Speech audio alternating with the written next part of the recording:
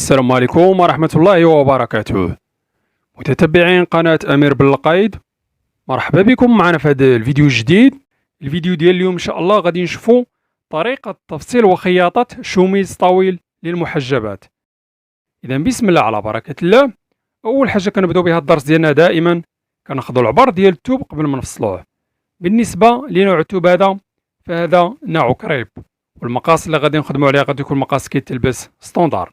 إذا غادي ناخذ العبر ديال الطول، هو الأول الجهة ديال الطول هي هذيك الجهة اللي كتكون فيها الحاشية. إذا هنا الطول ديال الثوب هذا عندنا فيه 2 متر، حنا غادي نتأكدوا من هذا القياس. إذا كنمشي كناخذ العبر ديال الطول هو الأول، إذا هذه هي 1.5 متر، وغادي نشوفوا شحال بقات زايدة لينا هنا في هذه الجهة. إذا هنا بقات لينا 50 سنتيم، يعني الطول ديال الثوب هذا عندنا فيه 2 متر.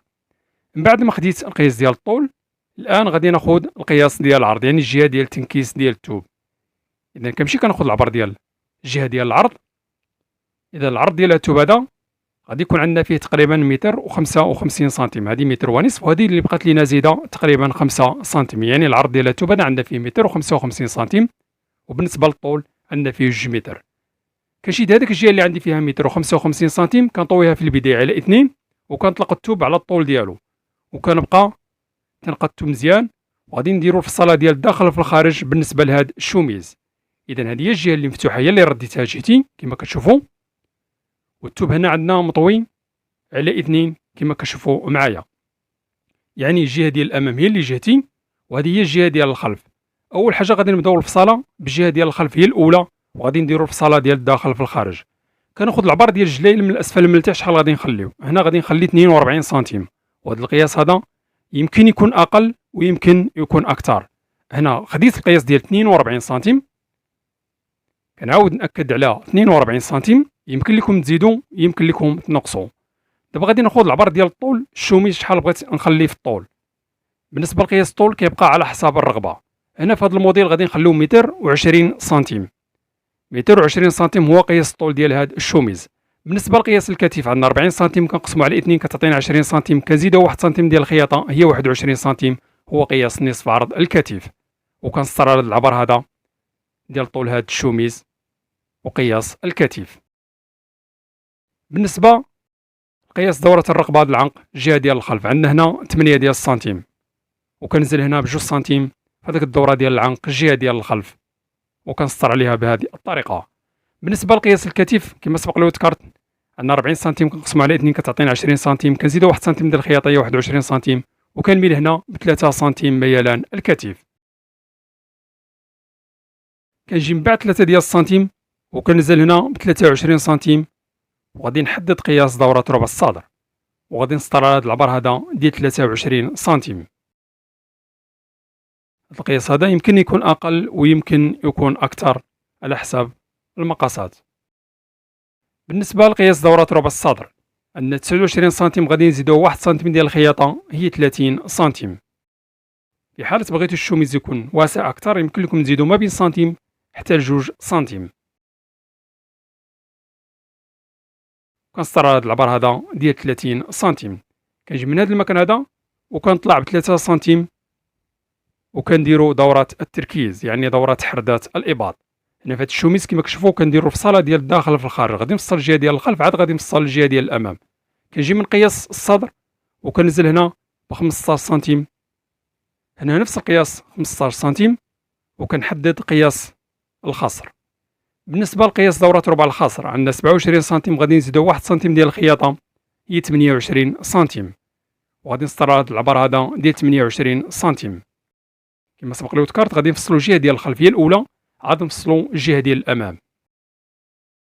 كنجي من قياس دوره ربع الخصر وكنزل ب 15 سنتيم، وكنحدد قياس دوره ربع الحوض. هنا نفس القياس 15 سنتيم. بالنسبه لقياس دوره ربع الحوض عندنا 32 سنتيم، غادي نزيدوه 1 سنتيم ديال الخياطه هي 33 سنتيم، وغادي نسطر على هذا العبر هذا ديال 33 سنتيم.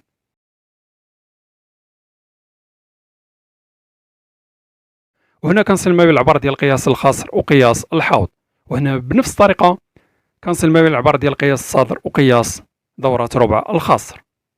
اذا خدينا القياسات الاوليه، هذا المكان هذا قياس الخصر فما كتجيش بالقنت، كتجي دايره شويه.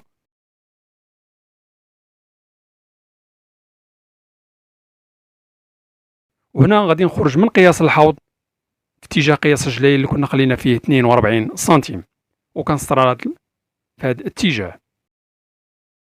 اذا خدينا المقاسات ديال الجهه ديال الخلف، وهنا كنمشي كنقطع على حساب هاد العبارات اللي خليناهم في الجهه ديال الخلف.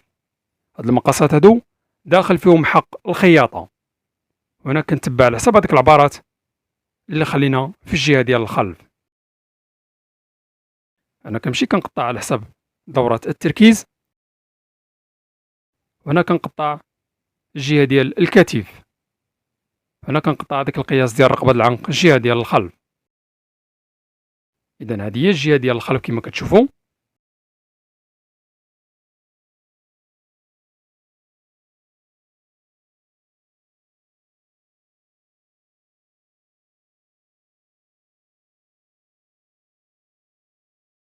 دابا كنشيد هاد الجهه ديال الخلف وغادي نحيدوها جانبا. دابا كنشيد هذيك الجهه ديال الامام وغادي نقلب الثوب. انتبهوا معايا الطريقه اللي غادي نقلب بها الثوب. هذه هي الجهه ديال الامام اللي كتكون مفتوحه، غادي نقلبها بهذه الطريقه. كنزل الثوب بهذا الشكل هذا. هو عندي دائما الثوب مطوي على 2، وكنبقى تنقادو مزيان كما كتشوفوا معايا. هذه دابا اللي كنطويوها الجهه ديال الامام. الجهه ديال الخلف فصلناها، دابا غادي نفصلوا الجهه ديال الامام. كما كتشوفوا الثوب هنا عندنا مطوي على 2، وديك الجوايه ديال الامام كيكونوا مفتوحين، كيجيو فيهم هذوك الصداف اللي كيجونا في الجهه ديال الامام. دابا اول حاجه كناخذ العبار ديال هذاك القياس ديال الصداف، كناخذ هنا القياس ديال 7 سنتيم. هذا العبار ديال 7 سنتيم داخل فيها هذاك القياس ديال الحاشيه اللي غادي نحيدوه، يعني غادي نقصوا 1 سنتيم من هذا العبار هذا. اذا حيدنا القياس ديال حق ديال الصداف، يعني حق الازرار اللي كيجونا في الجهه ديال الامام، وكنسطر على هذا العبار هذا ديال الصداف. اذا هذه هي القيمه ديال هذاك الصداف، يعني القيمه ديال الازرار اللي كيجونا في الجهه ديال الامام. دابا غادي نشيد الجهه ديال الخلف وغادي ننزلها على الجهه ديال الامام. الجهه ديال الامام هي اللي درناها من التحت، وكنبقى تنقادو مزيان. هنا كنمشي كناخذ القياس على حسب الجهه ديال الخلف. يمكن لي نهبط الثوب لتحت شويه باش يجوني العبارات متقادين، حيت نقدر نطلع الثوب حتى للفوق، ولكن كيجيني الجهه ديال الخلف اكبر من الجهه ديال الامام. يعني هنا ماشي مشكل واخا نهبط الثوب باش نجيب القياس مضبوط ما بين الجهه ديال الامام والجهه ديال الخلف. وهنا كما كتشوفوا خلينا ديك القيمه ديال الازرار خليناها زايده.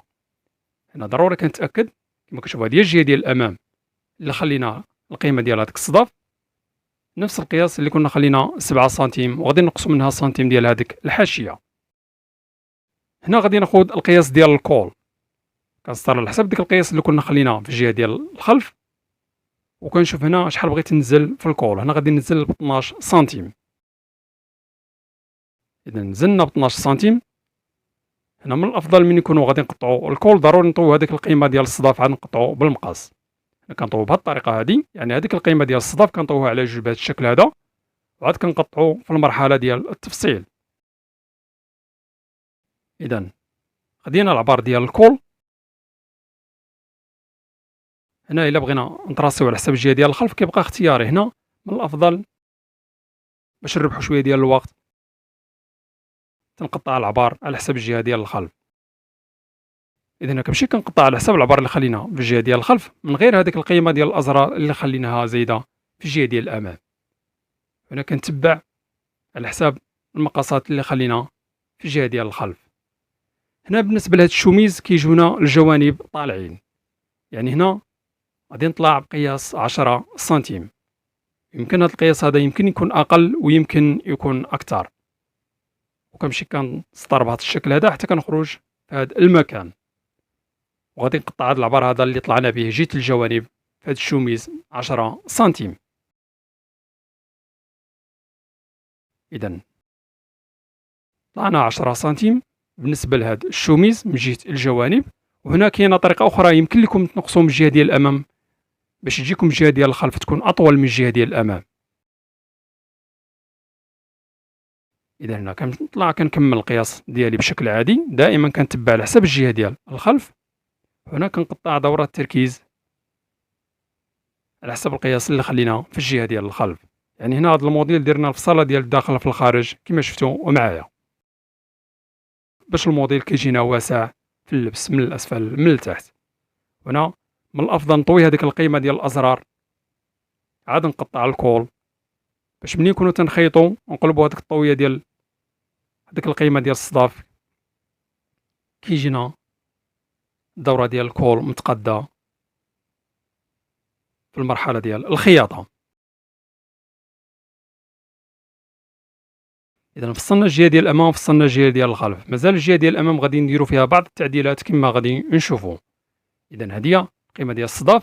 هنا غادي نقطع هذيك الحاشية اللي مازال عندنا هنا في الجهة ديال الأمام، كنمشي كنقطع هذاك سنتيم ديال الحاشية اللي كنا خليناها في الجهة ديال الأمام، باش كتبقى لينا 6 سنتيم هي اللي كنطوها على حساب حق خياطات الأزرار اللي كيجونا في الأمام.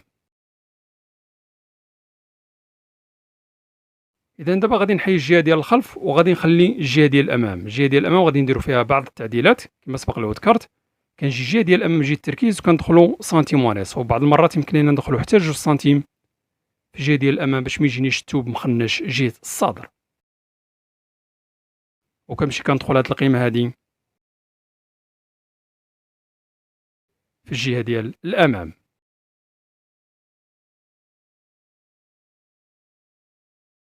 إذا دخلنا في الجهة ديال الأمام كما كتشوفوا، كنجي من الجهة ديال الكتف وكنقصوا ما بين سنتيم حتى 2 سنتيم باش ما يبقاش هاد الشوميس كيرجع للخلف، وكنمشي كنقص من الجهة ديال التركيز حتى كنخرج جهة الكول بنفس العبار.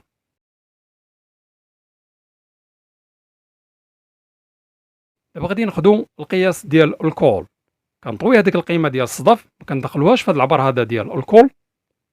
غادي ندير واحد الكرانة باش يبقى باين هذاك العبار ديال القيمة ديال الأزرار. إذا درنا هاد الكرانة باش تبقى باينة، وغادي ناخد العبار ديال الكول من بعد هذيك الكرانة، يعني هذيك القيمة ديال الصدف ما غاديش ندخلوها في هاد العبار. إذا كنمشي كناخد القياس ديال الكول بهذا الشكل هذا. إذا هنا بقات لينا 16 سنتيم. 16 سنتيم هو القياس اللي بقى لينا في دورة الكول. دابا غادي ناخد القياس ديال الرقبة ديال العنق الجهة ديال الخلف، وغادي نشوفوا شحال بقات لينا زايدة، والعبار اللي بقى لينا غادي نزيدوه على هاد 16 سنتيم. إذا هنا بقات لينا 9 سنتيم، يعني 9 سنتيم زائد 16 سنتيم هي 25 سنتيم. كما كتشوفوا هنا عندنا 9 سنتيم في الرقبة ديال العنق، وهنا عندنا 16 سنتيم في دورة الكول، يعني المجموع كتعطينا 25 سنتيم. هاد 25 سنتيم كنضربوها في 2 كتعطينا 50 سنتيم. هاد 25 سنتيم كنضربوها في 2 كتعطينا 50 سنتيم، يعني طول الكول غادي يكون عندنا فيه 50 سنتيم. إذا خدينا المقاسات ديالنا اللي غادي نحتاجو في الكول. دابا كنشيد هذاك الثوب اللي مازال عندي كما كتشوفوا. إذا هذه هي القطعة ديال الثوب اللي مازال عندي. دابا أول حاجة غادي نحيد هذيك القطعة ديال الثوب اللي غادي نخرج منها الكول. هنا الثوب عندي مطوي على 2 كما كتشوفوا معايا. إذا هنا كنحدد واحد القياس اللي مازال غادي نقصو منه في المرحلة ديال تفصيل الكول. كنخلي هنا العبار يكون زايد باش ملي نكون تنفصل الكول كنقص منه وكنخلي القياس اللي غادي نحتاج في الكول. إذا حيدنا هاد القطعة اللي غادي نخرج منها الكول. كنشد دابا هاد القطعة ديال الثوب اللي مازال عندي من بعد ما قديناها غادي نخرجوا منها الأكمام. الأكمام كيجونا مخدومين بالباندا والبلي والأزرار. هنا الثوب عندنا مطوي على 4 كما كتشوفوا معايا. طويت القياس اللي غادي نحتاج في الأكمام. ضروري الثوب يكون متقاد، وكنحدد المكان اللي غادي نخدم عليه الكوم. دابا غادي ناخذ القياس ديال دورة التركيز. غادي ناخذ العبار ديال دورة التركيز قبل ما نخدم القياس ديال الكوم. هنا دورة التركيز بقات لينا فيها 27 سنتيم. إذا 27 سنتيم هو القياس اللي بقى لينا في دورة التركيز. إذا هاد 27 سنتيم ما غاديش ننزلوها كاملة في هذا المكان، غادي ننزلو فقط 24 سنتيم، ولكن ملي نكملو القياس ديال دورة التركيز غادي يخرج لنا نفس القياس اللي عندنا اللي هو 27 سنتيم. تبعوا معايا الطريقة وغادي نفهموا كيفاش يمكن لينا نخرجوا نفس القياس ديال دورات التركيز. وكنجي من هذا المكان هذا وكناخذ القياس ديال 13 سنتيم وغادي نسطر على هذا العبر هذا ديال 13 سنتيم باش ملي كناخذ القياس ديال دورة التركيز من هذا المكان كيعطيني نفس القياس اللي عندنا اللي هو 27 سنتيم، وكنسطر على هذا العبر هذا ديال 27 سنتيم قياس دورة التركيز.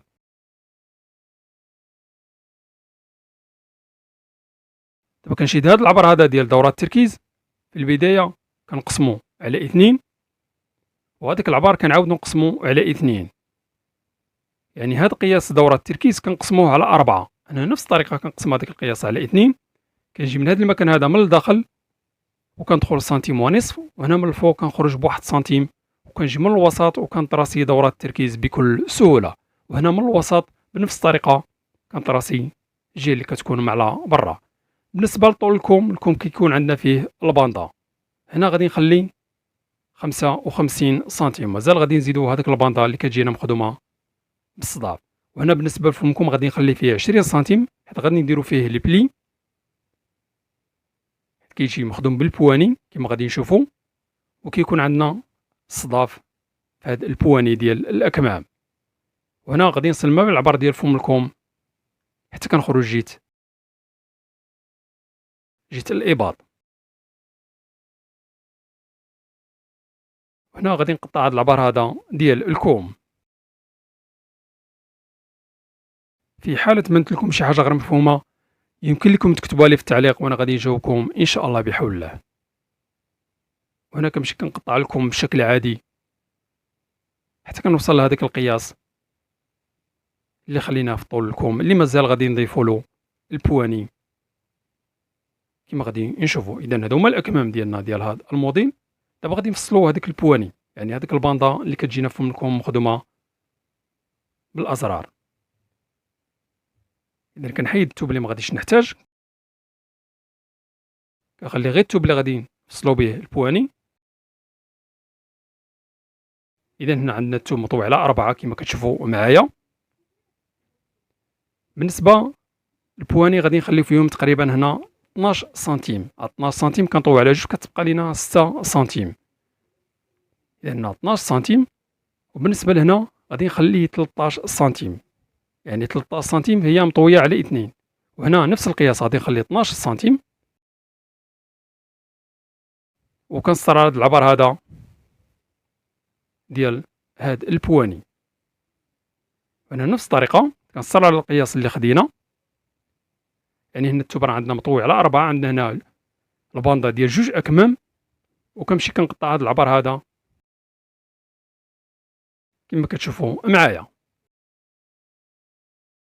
اذا هنا قطعنا البوانيات ديال هاد الاكمام كما كتشوفوا. هنا عندنا جوج بوانيات، يعني جوج باندات ديال الاكمام كنطويو بهذه الطريقه هذه باش كيجيونا في الاكمام بحال هذا الشكل. وهنا كيكون عندنا البلي في هذا المكان، وهنا كيبقى لينا الطول كامل ديال هذا الكوم داخل فيه حق الخياطه باش كنكونوا هكا كملنا الفصاله ديال هاد الاكمام. دابا غادي نفصلوا الكول ديال هذا الموديل. هنا دابا اول حاجه غادي نقاد هذا الكول، ضروري التوب يكون متقاد كما كتشوفوا معايا.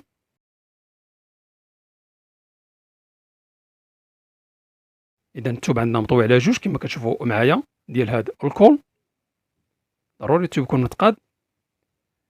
كنعاود ناكد باللي التوب هنا عندنا مطوي على 2. دابا اول حاجه الكول كانت بقات لينا 50 سنتيم، كنسطر ملي غادي ناخذ العبر ديال 50 سنتيم. اذا هذه هي 50 سنتيم اللي بقات لينا في الكول، هذه هي 50 سنتيم، وهو نفس القياس اللي غادي ناخذ حتى من هاد الجهه هادي باش يجوني العبارات متقادين. كنسطر متقابلين مع هذوك العبارات اللي درنا في الاول 50 سنتيم. وهنا كنسطر على هذا العبر هذا باش يكون واضح هذا القياس ديال 50 سنتيم، يعني هاد 50 سنتيم درناها من الفوق ودرناها من التحت. اذا خدينا العبر ديال 50 سنتيم، انتبهوا معايا انا كنجي من هذا المكان وكنخرج ب3 سنتيم باش الكول كيجيني مايل من الفوق، وغادي نسطر على هاد 3 سنتيم وكنخرج في هذاك العبار اللي كنا خليناه ديال 50 سنتيم. وهنا نفس الطريقه 3 سنتيم، وغادي نخرج في نفس العبار ديال هذاك 50 سنتيم. يعني واخا كنضيفوا هذيك 3 سنتيم فحنا كنخرجوا في القياس اللي خلينا الاول ديال 50 سنتيم. وهنا كنخلي نفس العبار من هاد الجهه هادي، ولكن من هنا ملي كندخل شويه كندخل في الكول سنتيم، نفس القياس سنتيم، يعني 1 سنتيم هي اللي كندخل من هاد الجهه هادي، ولكن من هاد الجهه هادي من جهه الشوكه يعني من القند ديال الكول كنخلي العبار التوب كامل نفس القياس 1 سنتيم. وهنا كنخرج شوكه يعني في هذيك القناه ديال الكول، كندخل غير من الوسط ديال الكول وكنمشي كنسطر هذا العبار هذا اللي دخلناه ديال سنتيم واحد، وكنقطع بنفس الطريقه اللي سطرنا على هذا الكول ديال هاد العبارات.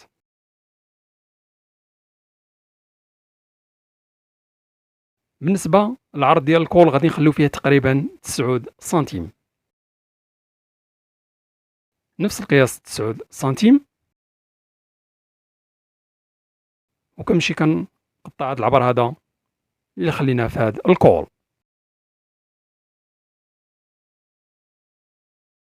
دابا غادي نقطع هذيك الجهه اللي من الفوق. انتبهوا معايا الطريقه اللي غادي نقطع بها. هنا ما كندخل والو في التوب، ملي كنوصل للوسط كندخل هذاك السنتيم وانا خارج وانا ترقاق بنفس الطريقه اللي بديت بها الفصاله ديال الجهه الاولى، باش كيجيني الكول بحال هكا من الوسط كيجي نازل، وهنا كنطوي هذاك الكول بهذا الشكل هذا، وكنجي من هاد الجهه ديال القنت فين كتكون عندنا الخياطه ديال الرباطاج، وكنطلع بواحد سنتيم باش الكول كيجيني مهزوز من هاد المكان.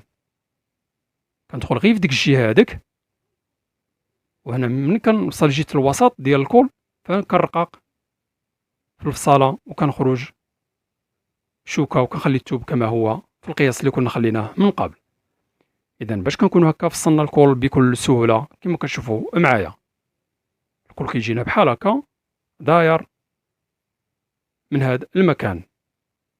اذا هكا كنكونوا كملنا الفصاله ديال هذا الشوميز بكل سهوله. كنتمنى الفكره ديال طريقه تفصيل هذا الموديل تكون سهله وتكون واضحه في الشرح، وفي حال تبان لكم شي حاجه غير مفهومه يمكن لكم تكتبوها لي في التعليق وانا غادي نجاوبكم ان شاء الله بحول الله. الان غادي ندوزو للمرحله ديال الخياطه. اول حاجه غادي نبداو بهذيك الباندا اللي كتجينا في الجهه ديال الامام اللي كيكون عندنا الصداف. كنشيد هي الكرانه اللي كنا درنا، كنشيد هذاك القياس اللي كنا خليناه ديال حق الخياطه ديال الصداف، كنطويها بهذه الطريقه هذه من الداخل كما كتشوفوا. كندير واحد الخياطه هنا من جهه الكول كما كتشوفوا معايا. دابا كنقلبها على برا بهذا الشكل هذا، وغادي ندير الخياطه اللي كتجينا من هذا المكان، ودائما كنوقف بالخياطه على حساب هذاك العبار اللي كنا درناه ديال الكرانه. وانا كنبدا من هذيك العبر ديال الكرانه وكنهبط تنخيط. هنا كناخذ العبر ديال 3 سنتيم، يعني هذيك 6 سنتيم طوينها على 2 كتعطينا 3 سنتيم، وكنهبط تنخيط وانا تنقيس باش تجيني هذيك الخياطه ديال هذيك الباندا اللي كيكون عندنا فيها الصداف تجي الخياطه متقاده. كنهبط تنخيط بشكل عادي كما كتشوفوا معايا، ودائما نكون تنخيط نبقى تنقيس باش ما تجينيش جهه عريضه وجهه رقيقه، وكنهبط تنخيط هذيك الباندا ديال الازرار اللي كتجينا في الجهه ديال الامام. اذا تنهبط تنخيط وانا تنقيس حتى كنخرج في الجلايل من الاسفل من التحت. اذا خيطنا الجهه الاولى كما كتشوفوا معايا. دابا كنشيل الجهه الثانيه بنفس الطريقه، كنطوي هذيك القيمه حتى كنوقف هذاك المكان ديال الكرانه، وكندير واحد الخياطه من الفوق بهذه الطريقه. ملي كندير هذه الخياطه هذه كنقلب هذيك الخياطه لداخل، وكنطوي هذيك القيمه ديال الصداف اللي كنا خليناها ديال 6 سنتيم كنطويها على 2، وكنهبط تنخيط. كنبقى تنقيس وانا تنخيط باش ما تجينيش جهه عريضه وجهه رقيقه. إذا كنبقى تنخيط بطريقة عادية حتى كنخرج في رجلي لتحت. دائما تنخيط وتنقيس باش ما تجينيش جهة واسعة وجهة رقيقة. إذا خيطنا هذيك الباندا ديال الصداف كما كتشوفوا كتجينا بحال هكا مطوية لداخل، وهذه الجهة الثانية كما كتشوفوا معايا كتجينا بحال هكا، وكيجونا هذوك الأزرار في الجهة ديال الأمام بحال هكا مخدومين، كيجونا بحال هكا هابطين حتى لتحت، وبالنسبة للرجلين من التحت كنخليو الفتيحة كيجونا الأزرار بحال هكا هابطين حتى لتحت حتى كنوصلوا للمكان اللي كنخليو فيه الفتيحة في الجهة ديال الأمام. إذا غادي نكملوا الخياطة ديالنا. دابا غادي نجمعوا الكتاف ما بين الجهة ديال الأمام وما بين الجهة ديال الخلف. كندير الوجه مع الوجه وغادي نخلي سنتيم واحد حق الخياطة، وكنمشي كنجمع الكتاف ما بين الجهة ديال الأمام وما بين الجهة ديال الخلف. إذا كنشي الجهة الثانية غادي نخيطها بنفس الطريقة، نفس الطريقة كندير الوجه مع الوجه وكنخلي سنتيم واحد حق الخياطة وكنمشي تنخيط. إذا هذا هو الكول ديالنا. دابا غادي نخدموا الكول كما كتشوفوا. أنا الكول هنا درت له الفيزلين، درت الفيزلين في الجوايه بجوجهم حيت بشويه نازل، كندير له الفيزلين وكنطوي هذيك القيمة واحد الجهة كنطوي فيها سنتيم واحد، كنديروا الحدادة وكنطوي هذيك القيمة في واحد الجهة ديال الكول.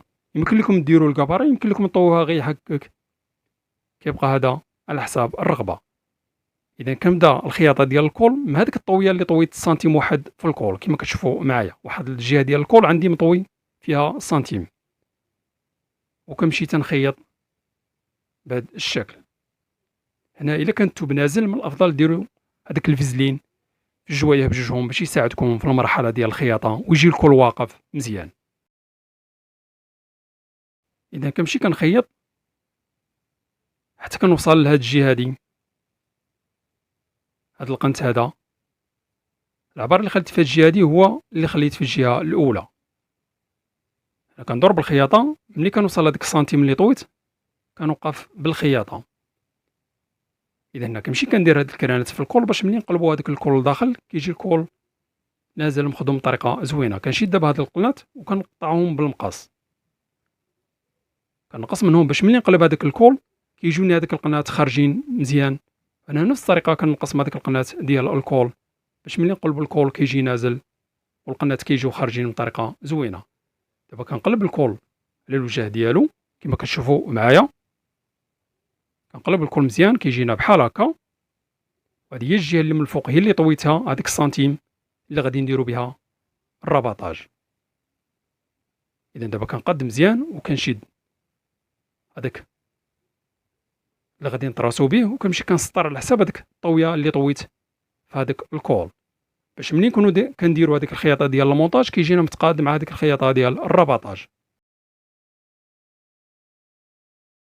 اذا كنمشي كنطراسي على حساب الطويه اللي طويناها في الكول. دابا غادي نخيطوا الكول، هذه هي الجهه ديال الامام كنمشي تنقيسها بهذا الشكل هذا. ملي كنوصل لهذيك الجهه ديال الرقبه العنق الجهه ديال الخلف كندير واحد العلامه في الوسط ديال هاد الرقبه. دابا كنشيد هذا هو الكول كنطوي حتى هو على اثنين بهذا الشكل هذا، وكنشيد الوسط ديال الكول وكندير فيه واحد الكرانه بالمقص، ندير واحد العلامه بالمقص، وهذه الكرانه خصها تجي نازله على هذيك الكرانه اللي درنا في الجهه ديال الخلف. دابا كنشيد الكول بهذا الشكل هذا وغادي نمشي كنخيط المونتاج على حساب هذيك الطراسي اللي درنا في الكول. دابا كنبدا الخياطه ديال الكول من هذا المكان، يعني هذيك القيمه ديال الازرار كنخليوها، يعني ما كنبداش الخياطه من الحرف ديال الكول، كنبدا على حساب هذيك الكرانه اللي كنا درنا من بعد هذيك القيمه ديال الازرار اللي خليناها في الجهه ديال الامام. وهنا كنمشي كنخيط المونتاج ديال هذا الكول بكل سهوله بطريقه عاديه. يعني هنا خصني نحترم هذيك الكرانات ضروري خصهم يجوا متقابلين، وكنمشي كنخيط على حساب هذيك الطراسي اللي درنا في الكول، وكنمشي كنخيط بطريقه عاديه كما كتشوفوا المونتاج ديال هذا الكول. هنا في حال بغيتو ديروا حتى هذيك الكرانات ديال الخياطات ديال الكتاف حتى هما ديروهم باش يجيكم الكول متقاد.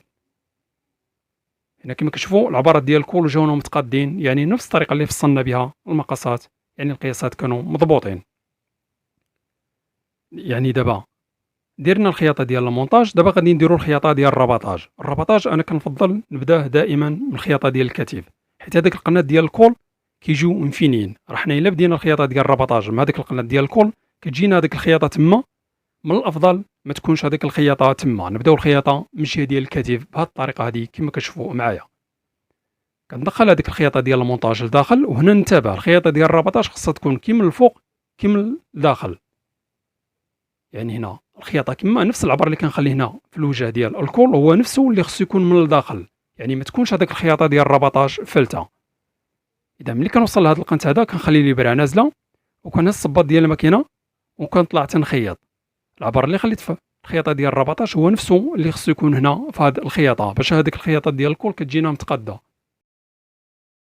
وكنمشي كنخيط الكول بشكل عادي كما كتشوفوا معايا بنفس القياس اللي بدينا بها الخياطه. اذا كنمشي كنخيط هذا الكول بشكل عادي كما كتشوفوا، طريقه سهله وبسيطه. اذا كنمشي كنخيط ملي كنوصل لهذا القنت هذا ديال الجهه الثانيه ديال الكول بنفس الطريقه كنخلي الابره نازله وكنهز غير الصباط ديال الماكينه وتندور بالخياطه. انا هاد القنت ضروري كندخل هذاك التوب ديال المونتاج، وهذيك الخياطه ديال المونتاج ما تجينيش كتبان في الوجه ديال هذا الكول. ملي كنوصل هنا كنخلي الابره نازله وكنهز الصباط ديال الماكينه وكنمشي كنخيط الرباطاج ديالي بشكل عادي. وهنا ننتبه نعاود ناكد عليها ما يجينيش الخياطه من التحت فالته، يعني الخياطه اللي كتجيني هنا هي اللي خصها تكون حتى من التحت. كنمشي كنخيط الرباطاج ديال هذا الكول بطريقه عاديه كما كتشوفوا معايا. اذا كنمشي كنخيط بشكل عادي حتى كنوصل للمكان اللي بديت منه الخياطه، اللي هو الخياطه ديال الكتف، باش كيجيني الكول بحال هكا كما كتشوفوا، كيجي مفيني مخدوم بطريقه زوينه، والرباطاج كيجي مخدوم بطريقه عاديه. يعني الخياطه اللي درت هنا هي اللي كاينه حتى من الداخل، ما كتجيش فالته الخياطه. ونفس الطريقه من الفوق الخياطه اللي درنا هي اللي كتجي من الداخل ومع برا، باش كيجينا الكول ديال الشوميز مخدوم بطريقه احترافيه. دابا غادي نجمعوا الاكمام. هذا هو الكم ديال هذا الشوميز، كنطويه في البدايه على 2، وكندير في الوسط ديال هذا الكم واحد الكرانه بالمقص، وكنمشي كنقيس هذا الكم كما كتشوفوا العبارات كيجونا متقادين. دابا كندير الوجه مع الوجه وكنخلي سنتيم واحد حق الخياطه، وكنمشي كنخيط هذا الشوميز بطريقه عاديه. اذا كنمشي كنخيط بشكل عادي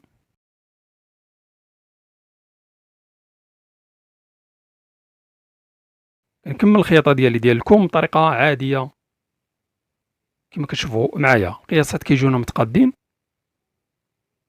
وكنمشي تنخيط بشكل عادي الكم ديال هذا الموديل. دابا غادي نجمعوا الجوانب. هذا هو فم الكم. قبل ما نبداو نجمعوا الجوانب خصنا نخليو واحد الفتيحه اللي كتجينا هنا في الكم. هنا غادي نخلي 8 سنتيم في العبر ديال هذه الفتيحه اللي كتجينا في فم الكم كما كتشوفوا معايا. اذا خليت 8 سنتيم وكنهبط تنجمع الجوانب، وهذيك الخياطه ديال التركيز ضروري خصها تجي متقاده، وكنكمل الخياطه ديال الجوانب بشكل عادي. كنخلي سنتيم واحد حق الخياطه وكنهبط تنخيط حتى كنخرج في جليل من الاسفل من التحت. الجهه الثانيه ديال الجوانب خدمتها بنفس الطريقه. دابا غادي نديرو لوغلي، يعني هذيك الطويه التكفيفه اللي كتجينا من الاسفل من التحت كنطوي هنا سنتيم واحد، وكنمشي كنخيط هاد العطفه ديال الجليل من الاسفل من التحت، كندور مع هاد الشوميز كامل بالخياطه حتى كنوصل للجهه الثانيه. اذا خدمنا لوغلي، يعني هذيك التكفيفه اللي كتجي من التحت. دابا كنشيد هاد الفتيحه اللي كاينه في الكم وغادي نطويها لداخل. كنطوي هذاك السنتيم لداخل وكنمشي كنخيط الفتيحه ديال هاد الكوم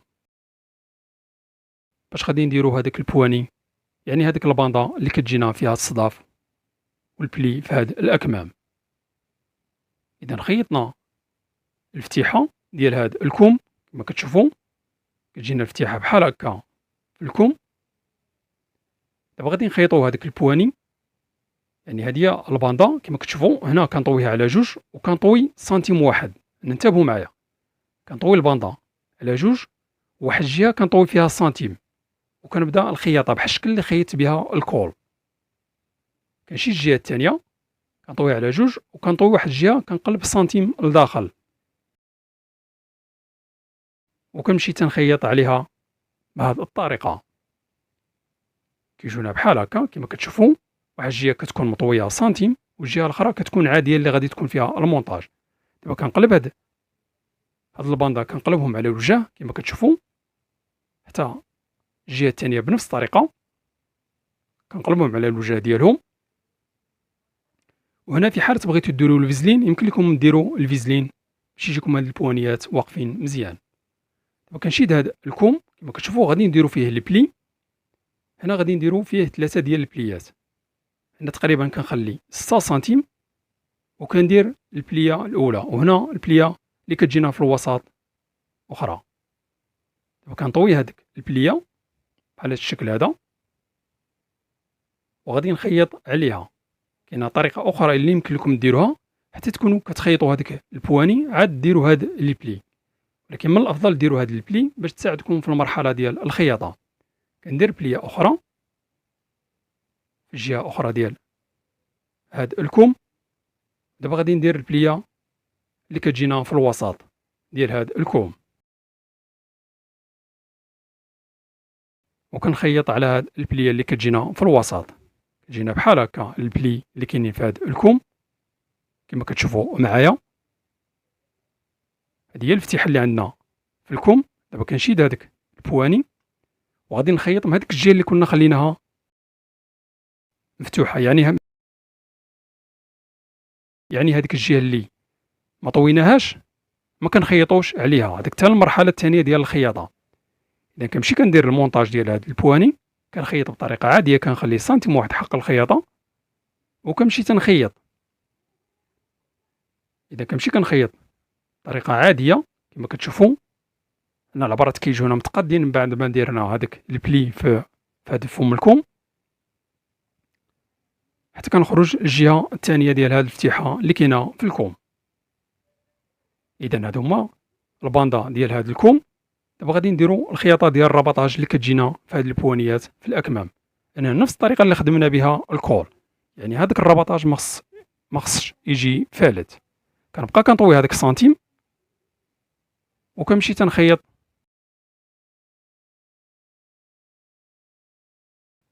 كنخيط بطريقه عاديه وكنمشي كنخيط بشكل عادي كما كتشوفوا معايا. هنا هذيك الخياطه ديال المونتاج فهي كتجينا من الداخل ما كتجيش باينه، وكندور مع هاد البوانيات بالخياطه بشكل عادي كما كتشوفوا معايا. اذا كندور معها بالخياطه بطريقه عاديه كما كتشوفوا معايا. كنتمنى الفكره تكون واضحه، وفي حاله ما عندكم شي حاجه غير مفهومه يمكن لكم تكتبوها لي في التعليق وانا غادي نجاوبكم ان شاء الله بحول الله. اذا باش كنكونوا خيطنا الباندا ديال هاد الاكمام، هذه هي الفتيحه وكيجونا الصداف في هذا المكان. يعني كيجونا جوج صدافات كنديروهم هنا في الباندا. هنا غادي نشوفوهم مخيطين كيجونا بحال هكا مخيطين. هادو هما الصداف وهذه هي الفتيحه اللي كتجينا هنا في الكم. هادو هما البليات اللي كيجونا في فم الكم، والباندا كتجي باينه مخدومه بنفس الطريقه اللي عندنا في الموديل. وهادو هما الصداف اللي غادي نديروهم في الجهه ديال الامام. الطريقه كيفاش كنخدموا الصداف وكيفاش كنديروا هذيك الفتيحه ديال الازرار غادي نخلي لكم الرابط في اول التعليق. وهذا هو الشكل النهائي ديال هذا الموديل. كتجينا الشوميز بحال هكا، الكم كيجينا بحال هكا مخدوم بالبواني والبليات، وكيجونا هذيك الازرار في الكم بهذا الشكل هذا، والفتيحه كتكون باينه في الكم. وهذا هو الكول ديال هذا الموديل. كيجينا كل شوميز، وبالنسبه للازرار كيجونا بحال هكا هابطين حتى لتحت، وكنخليو الفتيحه في الجهه ديال الامام كما كتشوفوا معايا. والموديل من هنا كيجينا ايفازين، ومن التحت فهو كيجينا واسع في اللبس. كنتمنى تكونوا استفدتوا. يلا تبارك الله عليكم، والسلام عليكم ورحمه الله وبركاته.